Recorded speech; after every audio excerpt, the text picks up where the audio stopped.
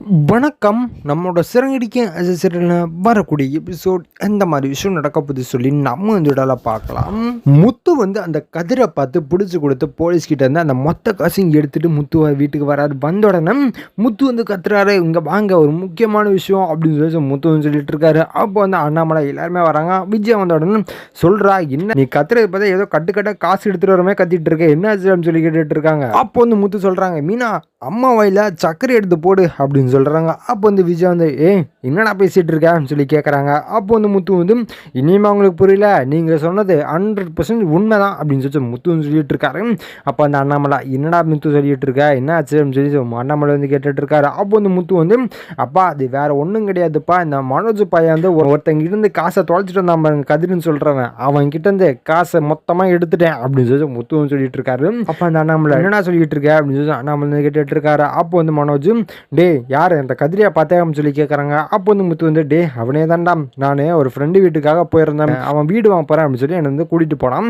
அந்த நேரத்தில் தான் அந்த கதிரை அங்கே பார்த்தேன், 4-5 வச்சு போலீஸ் ஸ்டேஷனுக்கு கொண்டு வந்து விட்ட உடனே அவங்களும் நல்லா விசாரணை பண்ணிட்டாங்க. அப்போ வந்து விஜய் வந்து சரிடா இப்போ அவன் காசு எல்லாத்தையும் கொடுத்துட்டானா அப்படின்னு சொல்லி முத்து கிட்ட வந்து கேட்குறாங்க. அப்போ வந்து முத்து வந்து இல்லை நான் அவன் கொஞ்சம் செலவு பண்ணிட்டானா, இப்போதைக்கு 20 லட்சம் இருக்கு அப்படின்னு சொல்லி என்கிட்ட கொடுத்து அமைச்சிருக்கான் அப்படின்னு சொல்கிறாங்க.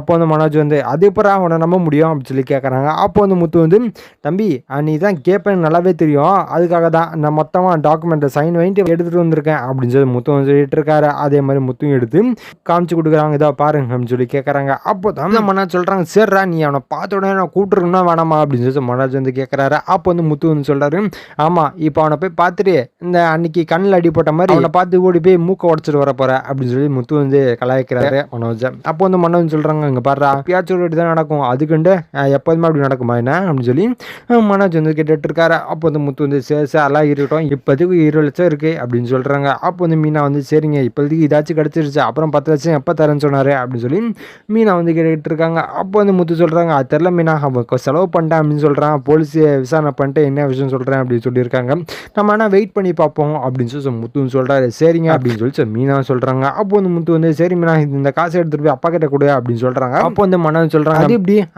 எல்லாமே ஷேர் தானே சொன்னீங்க, இப்போ எப்படி அப்பா கிட்ட எடுத்துகிட்டு போய் கொடுன்னு சொல்லுவேன் நீ அப்படின்னு சொல்லி மனோஜ் வந்து கேட்டுட்டு இருக்காங்க. அப்போ வந்து முத்து வந்து சேனலாக இருந்துட்டு இருக்காங்க. அப்போ வந்து விஜய் வந்து அதானே நீங்கள் ஷேர் தானே கொடுக்குறேன்னு சொல்லியிருந்தீங்க, இப்போ என்னங்க ஆச்சு அப்படின்னு சொல்லி விஜய் வந்து அண்ணாமலையை பார்த்து கேட்டுட்டு இருக்காங்க. அப்போ வந்து அண்ணாமலை வந்து விஜயா அவன் சொல்கிறேன்னு சொல்லி நீ என்கிட்ட கேட்டுட்டு இருக்க, உனக்கு கொஞ்சமாச்சும் மனசாட்சி இருக்கா அப்படின்னு சொல்லி அண்ணாமலை வந்து கேட்டுட்டு இருக்காரு. அப்போ வந்து விஜயா வந்து என்னங்க ஆச்சு அப்படின்னு சொல்லி கேட்குறாங்க. ஏற்கனவே ஒரு 30 லட்சம் எமக்கே தெரியாமல் வாங்கிட்டு ஷோரூம் வச்சான், சரி 30 லட்ச ரூபாய் சம்பாரிச்சு ஒரு வீடை வாங்க போகிறேன்னு சொல்லிட்டு ஒருத்தங்கிட்ட வந்து துவச்சிட்டு வந்தான், இப்போ வந்து அவங்ககிட்ட காசு கொடுத்தா எப்படி எனக்கு புரியல அப்படின்னு சொல்கிறாங்க. அப்போ வந்து விஜயா வந்து இல்லைங்க அவனுக்கே பல டீலர்கிட்ட கடன்லாம் வாங்கியிருக்கான், அவனுக்கு திருப்பி கொடுத்தாவணும் இல்லையா, நீங்கள் மொத்த காசும் கொடுத்தீங்கன்னா அவன் அதை வச்சு மீட்டுட்டு உங்களுக்கு திருப்பி எடுத்துகிட்டு வந்து காசு கொடுக்க போகிறான் அப்படின்னு சொல்லி விஜயான்னு சொல்லிட்டு இருக்காங்க. அப்போ வந்து முத்து வந்து ஐயோ எப்போ நம்பிட்டேன் அப்படின்னு சொல்லி முத்துன்னு சொல்லிட்டு இருக்காரு. அப்போ வந்து அண்ணாமலை விஜயா இங்கே பாரு நீ சொல்கிறது மொத்தமாக தப்பு, நான் அப்படி பண்ண போகிறதும் கிடையாது, இது என்னோட காசு, யாருக்கு என்னென்ன கொடுக்கணும்னு சொல்லி எனக்கு தெரியும், நீ சைலண்டாக அப்படின்னு சொல்லி ஸோ விஜயா வந்து ஆஃப் பண்ணிடுறாங்க. அப்போ வந்து மனோஜ் வந்து அப்பா என்னப்பா